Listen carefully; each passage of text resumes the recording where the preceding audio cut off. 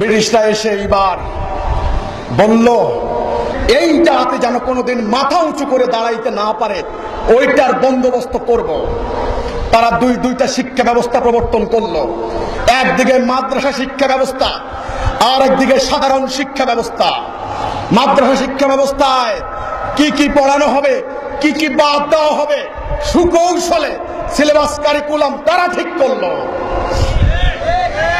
কিন্তু বিজ্ঞান, অর্থনীতি, মহাকাশ অর্থাৎ সায়েন্স টেকনোলজি, দুনিয়া চলার মতো কোনো জ্ঞান মাদ্রাসা শিক্ষা দেওয়া হয় নাই। সূক্ষ্মাতি সূক্ষ্ম তর্ক বাহাস ইত্যাদি যেন শিখে আমাদের আলেমরা বেরিয়ে আসেন। কি করে খাবেন? সংসার তো চালাইতে হবে, পেট তো চালাইতে হবে। তখন ওনারা বাধ্য হলেন দিন বিক্রি করে খেতে।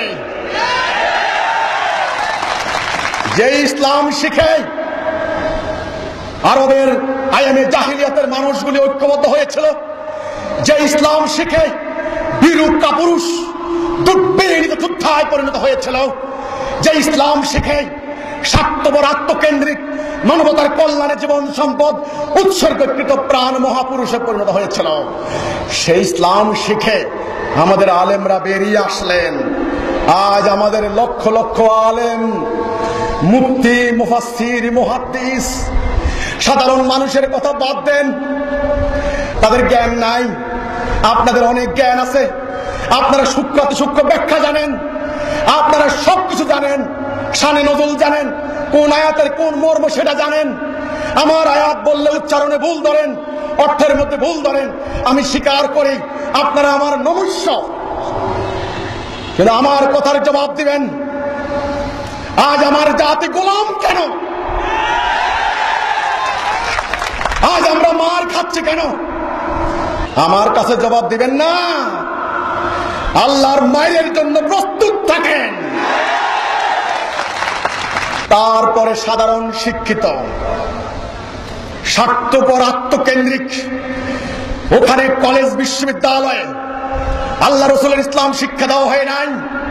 ইসলাম সম্পর্কে একটা নেতিবাচক আইডিয়া ঢুকিয়ে দেওয়া হয়েছে। ওখান থেকে বেরিয়ে এসে আল্লাহকে গালি দেয়, রসুলকে গালি দেয়, নাস্তিক্যবাদের প্রচার করে।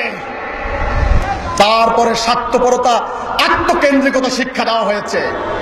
আমার দেশের 4.5 লক্ষ কোটি টাকা কৃষক, শ্রমিক, জনতার টাকা রক্ত শোষণ করে নিয়ে বিদেশের ব্যাংকে জমা করে কে? শিক্ষিত লোক। একদিকে মাদ্রাসা, একদিকে সাধারণ শিক্ষা, লক্ষ লক্ষ আলেম, লক্ষ লক্ষ ডাক্তার, ইঞ্জিনিয়ার, আইনজ্ঞ, বিশেষজ্ঞ বেরিয়ে আসছেন। আল্লাহর ইসলাম শিক্ষা দেওয়া হয় নাই, মানব জাতির কল্যাণে ঐক্যবদ্ধ হওয়ার শিক্ষা দেওয়া হয় নাই, মানুষের জন্য জীবন সম্পদ উৎসর্গ করার শিক্ষা দেওয়া হয় নাই। সেখানে শিক্ষা দেওয়া হয়েছে স্বার্থপরতা, আত্মকেন্দ্রিকতা। ব্রিটিশ আমলে তারা কংগ্রেস নিজেরা বানিয়েছে, মুসলিম লীগ নিজেরা বানিয়েছে। একদিকে কংগ্রেসদেরকে দিয়ে হিন্দুদেরকে উদ্বুদ্ধ করেছে, মুসলমানদেরকে উদ্বুদ্ধ করেছে, দুই দলকে লাগিয়ে দিয়েছে, যার পরিণতি 47 সালের দেশ ভাগ। কিন্তু বলা হয়েছিল আমরা ইসলাম পাবো, মুসলমানদের বুক ভরা আশা ছিল। কিন্তু 47-এ দেশ ভাগ হওয়ার পর ইসলামের ন্যায় সুবিচার সাম্য পায় নাই, যার পরিণতি হয়েছে 1971 সালের স্বাধীনতা যুদ্ধ। স্বাধীনতার পর আমাদের রাজনৈতিক দল, কেউ সরকারি দল, কেউ বিরোধী দল, এই দল মারছেন ওই দলকে, এই দল মারছেন ওই দলকে। জোটের নাম আমি বলবো না, কারো 18 জোট, কারো 19 জোট। আমাদের আলেমরা বিভক্ত, আমাদের রাজনৈতিক দল বিভক্ত, আমাদের ডাক্তাররা বিভক্ত, আমাদের আইনজীবীরা বিভক্ত, আমাদের সাংবাদিকরা বিভক্ত, আমাদের শিক্ষক মহোদয়গণ বিভক্ত। কলেজ বিশ্ববিদ্যালয়ে রাজনীতি করে করে ছাত্রদেরকে পর্যন্ত রাজনৈতিক বাষ্পে ঢুকিয়ে দেওয়া হয়েছে। আমার দেশের টাকা এখন বিদেশে পড়ার জন্য কোটি কোটি টাকা পাচার হচ্ছে, আর আমার কলেজ বিশ্ববিদ্যালয়ে ছুরি মারামারি, বোমাবাজি চালিয়ে দেওয়া হয়েছে।